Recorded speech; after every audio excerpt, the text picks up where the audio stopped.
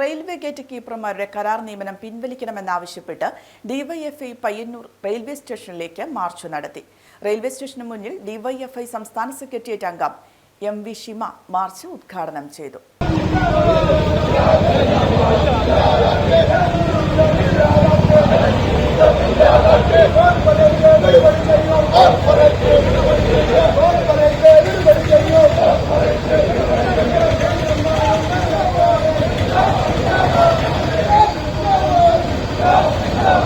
ആയിരക്കണക്കിന് ചെറുപ്പക്കാരികളെ പരിഹസിക്കുന്നതിന് തുല്യമാണ് ഇപ്പൊ കേന്ദ്ര ഗവൺമെന്റും റെയിൽവേ ഡിപ്പാർട്ട്മെന്റും എടുത്തിട്ടുള്ള തീരുമാനം.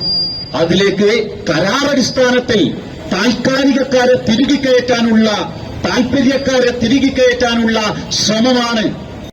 റെയിൽവേയുടെ സ്വകാര്യവൽക്കരണത്തിന് ആക്കം കൂട്ടിക്കൊണ്ട് ഗേറ്റ് കീപ്പർമാരെ കരാറടിസ്ഥാനത്തിൽ നിയമിക്കുവാൻ വേണ്ടി കേന്ദ്ര സർക്കാർ തീരുമാനിച്ചിരിക്കുകയാണ്.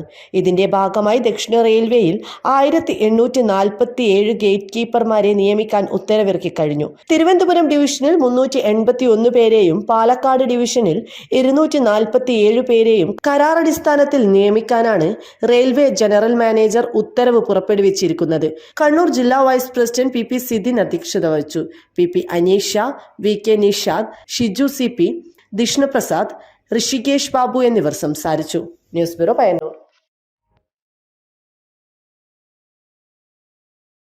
എക്സ്റേ ക്ലിനിക് വിദേശ നിർമ്മിത അത്യാധുനിക ഉപകരണങ്ങൾ ഉപയോഗിച്ചുള്ള medical lab. CNC hi tech lab. We care your health. Pazhayangadi, Kannur.